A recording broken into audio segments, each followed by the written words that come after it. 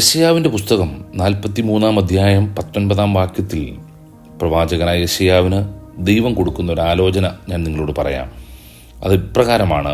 അവിടെ പറയുന്നു, ഇതാ ഞാൻ പുതിയത് ഒന്ന് ചെയ്യുന്നു.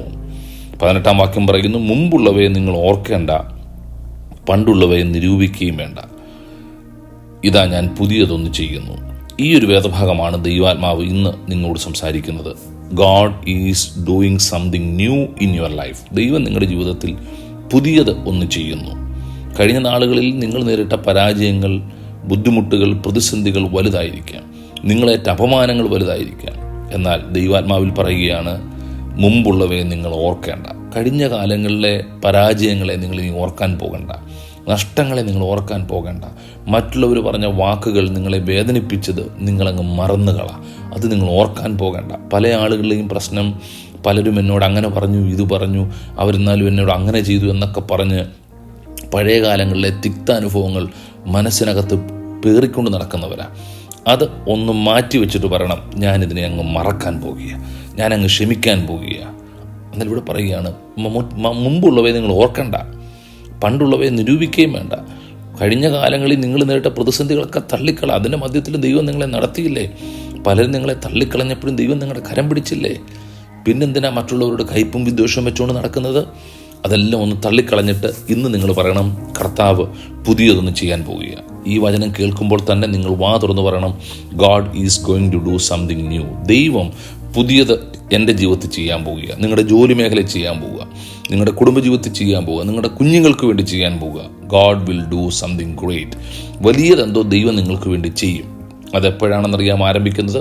നിങ്ങളത് വിശ്വസിക്കാൻ തുടങ്ങുമ്പോൾ, വിശ്വാസാൽ ഡിക്ലെയർ ചെയ്യാൻ തുടങ്ങുമ്പോൾ. ഞാൻ പരാജയപ്പെട്ടു, ഞാൻ തോറ്റുപോയി, ഇനി പ്രതീക്ഷയില്ല, മരിക്കുന്ന നല്ലത്, ആത്മഹത്യ ചെയ്തേക്കാം എന്നൊക്കെയുള്ള വാക്കുകൾ നിർത്തിയിട്ട് നിങ്ങൾ പറയണം, ദൈവം മാറ്റം വരുത്തും, ദൈവം പുതിയതൊന്ന് ചെയ്യും. ജീവിതത്തിൽ ദൈവം ഏറ്റവും ബെസ്റ്റായിട്ടൊന്ന് ചെയ്യും. അതായത് മരുഭൂമിയിലും ഒരു വഴിയും നിർജ്ജന പ്രദേശത്ത് നദികളും ഉണ്ടാക്കും. വഴിയില്ലെന്ന് പറയുന്നിടത്ത് ദൈവം വഴി ഉണ്ടാക്കും. വെള്ളമില്ലെന്ന് പറയുന്ന നിർജ്ജന പ്രദേശത്ത് ദൈവം വെള്ളം ഒരുക്കും. ആ കർത്താവ് മരുഭൂമിയിൽ കൂടി ഇസ്രായേൽ ജനത്തെ നടത്തിയപ്പോൾ ഇതുപോലെ എത്ര അത്ഭുതങ്ങൾ ചെയ്തു കഴിഞ്ഞു. അല്ല, നിങ്ങളുടെ ജീവിതത്തിൽ തന്നെ ദൈവം എത്ര അത്ഭുതങ്ങൾ ചെയ്തു. പിന്നെന്തിനാ ആകുലപ്പെടുന്നത്? പിന്നെന്തിനാ ഭാരപ്പെടുന്നത്? പിന്നെന്തിനാ ഭയപ്പെടുന്നത്? അത് ദൈവം നിങ്ങൾക്ക് വേണ്ടി അത്ഭുതങ്ങൾ ചെയ്യും. അതുകൊണ്ടാണ് പറയുന്നത്, മരുഭൂമിയിൽ ഒരു വഴിയും നിർജ്ജന പ്രദേശത്ത് നദികളും ഉണ്ടാക്കും. കർത്താവിന് മാത്രമേ അത് കഴിയത്തുള്ളൂ. ദൈവം മാത്രമേ ഇത് ചെയ്യത്തുള്ളൂ. യെശയ്യാപ്രവചനം 43:18, 19 കഴിയുമെങ്കിൽ ബൈബിൾ എടുത്തത് വായിച്ചു നോക്കണം. പലതിനെയും ഒന്ന് മറന്നിട്ട് പറയണം, കർത്താവ് ഞങ്ങളുടെ ജീവിതത്തിൽ പലതും പുതിയതായിട്ട് ചെയ്യാൻ പോവുക. പരാജയങ്ങൾ എഴുതി തള്ള വയ്യാതെ നിങ്ങൾ രോഗിയായിട്ട് കിടക്കുക.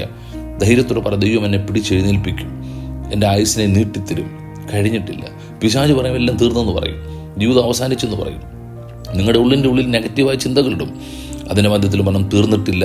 ദൈവം പുതിയതൊന്ന് ചെയ്യാൻ പോവുക. എൻ്റെ കുടുംബത്തിൽ പുതിയതൊന്ന് ചെയ്യാൻ പോവുക. കടഭാരത്തിൽ മുങ്ങിക്കിടക്കുക. പരാജയങ്ങളും രോഗങ്ങളും മാത്രമേ ഉള്ളൂ. എന്നാൽ ദൈവം പുതിയതൊന്ന് ചെയ്യും. നിങ്ങളുടെ വീടിനെ പണിയാൻ പോകുക, നിങ്ങളുടെ കുടുംബത്തെ പണിയാൻ പോകുക. ഭർത്താവിന് രൂപാന്തരം നൽകാൻ, കുഞ്ഞുങ്ങൾക്ക് അനുഗ്രഹം നൽകാൻ കർത്താവിന് കഴിയും എന്നുള്ളത് കൊണ്ട് എന്നോട് ചേർന്ന് ഈ വാക്യം ഒന്നുകൂടെ പറയണം, അതെ, എൻ്റെ കർത്താവ് പുതിയതൊന്ന് ചെയ്യുന്നു. നിർജ്ജന പ്രദേശത്ത് നദികളും മരുഭൂമിയിൽ വഴിയും ഉണ്ടാക്കാൻ കഴിയുന്ന, വഴിയില്ലെന്ന് പറയുന്നിടത്ത്, സാധ്യതയില്ലെന്ന് പറയുന്നിടത്ത് സാധ്യതകൾ ഒരുക്കാൻ കഴിയുന്ന ഒരു ദൈവമുള്ളത് കൊണ്ട് ഇന്ന് പ്രഭാതത്തിൽ ധൈര്യത്തോടെ പറയണം, ഞാനത് വിശ്വസിക്കുന്നു, എൻ്റെ ദൈവത്തിന് അസാധ്യമായതൊന്നുമില്ല. ഒരു വാക്ക് ഞാൻ പ്രാർത്ഥിക്കുന്നു, വിശ്വാസത്തോടെ ആ കണ്ണുകൾ അടച്ചു പറ, കർത്താവേ, ഞാനത് വിശ്വസിക്കുന്നു. ദൈവം ഞങ്ങളുടെ പ്രിയ സഹോദരി, പ്രിയ സഹോദരൻ, അവരുടെ ജീവിതത്തിൽ നന്മയും അനുഗ്രഹവും ഉണ്ടാകണമേ.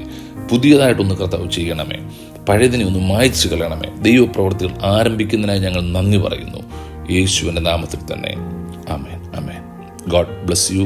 Have a wonderful day.